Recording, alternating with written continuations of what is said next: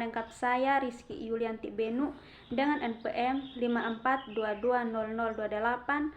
Saya dari Program Studi Biologi Fakultas Pertanian, Sains dan Kesehatan Universitas Timur.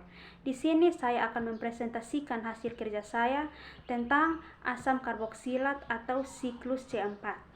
Pengertian siklus C4. Siklus C4 adalah jalur metabolisme yang ditemukan pada tanaman yang dapat mengatasi kondisi panas dengan lebih baik. Salah satu peran utama siklus C4 adalah fiksasi karbon secara lebih efisien daripada siklus C3 yang memungkinkan tanaman C4 untuk tetap melakukan fotosintesis meski kondisi lingkungan tidak mendukung. Definisi asam karboksilat. Asam karboksilat adalah senyawa organik yang memiliki gugus fungsional karboksil atau COOH.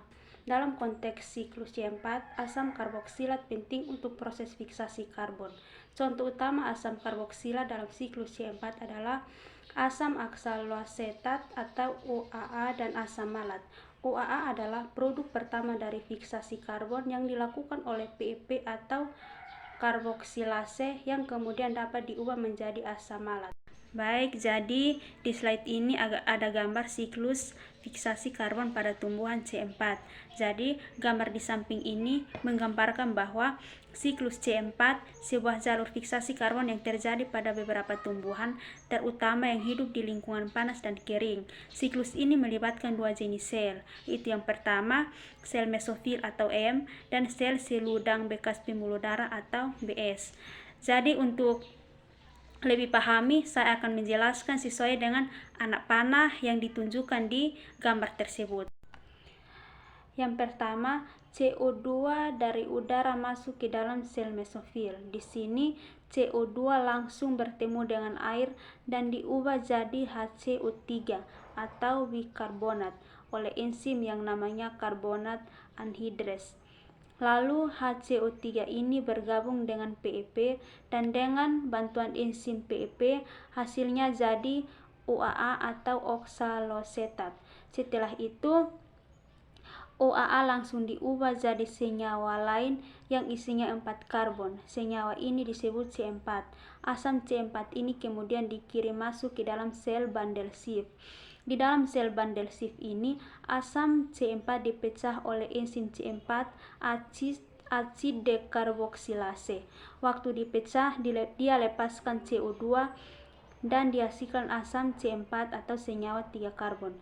CO2 yang dilepaskan tadi langsung dipakai dalam siklus Calvin atau PCR untuk dibuat jadi gula atau makanan tumbuhan.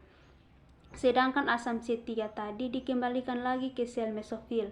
Di sana, asam C3 ini diubah kembali menjadi PEP supaya bisa mulai proses ulang dari awal. Berikut itu keuntungan siklus C4. Yang pertama, efisiensi fiksasi karbon. Tanaman C4 dapat meningkat lebih banyak CO2 dalam kondisi panas dan kering karena mereka menghindari proses pemborosan air yang terjadi pada tanaman C3. Yang kedua, adaptasi terhadap panas dan kering. Proses fotosintesis lebih efisien pada suhu tinggi dan kelembaban rendah. Yang ketiga, pengurangan kehilangan air. Tanaman C4 cenderung lebih hemat dalam penggunaan air yang sangat penting dalam lingkungan yang gersang atau semi gersang. Yang berikut itu contoh tanaman C4. Yang pertama, jagung. Tanaman yang banyak dibudidayakan di daerah tropis dan subtropis memanfaatkan siklus C4 untuk efisiensi fotosintesis. Yang kedua itu tebu. Tanaman yang sering ditemukan di daerah panas memanfaatkan siklus C4 untuk mengoptimalkan produksi gula. Yang ketiga itu sorghum. Tanaman yang tahan terhadap kekeringan dan suhu tinggi. Inilah hasil presentasi saya. Sekian dan terima kasih.